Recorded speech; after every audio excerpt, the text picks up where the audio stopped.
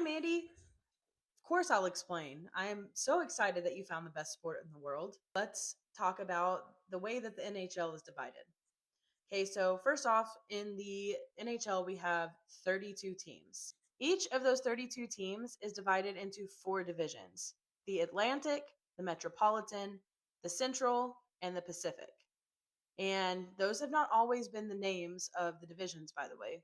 They've changed a fair few times, and where teams are located within the divisions have actually changed quite often.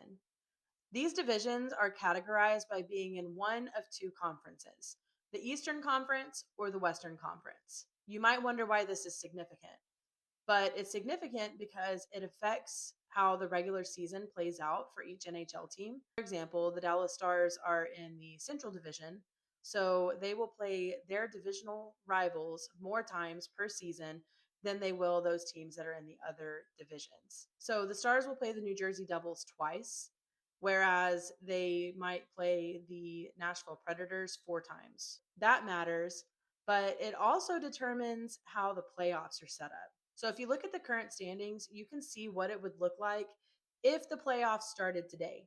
The top three teams in each division are the first 12 teams that make the playoffs. Those top three automatically make it in. Then you have the issue of the wild card spots. So you'll notice that each conference gets two wild card spots. Those two wild card spots don't necessarily have to come from one division or another.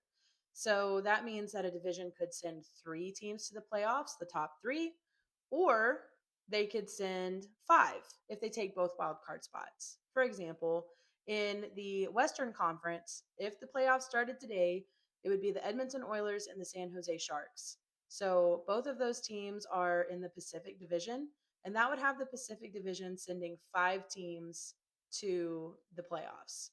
Versus whenever you look at the Eastern Conference, both teams, the Philadelphia Flyers and the Boston Bruins, are in separate divisions. So that means that each of those divisions would be sending four teams to the playoffs instead of three. I hope that this clarified a little bit.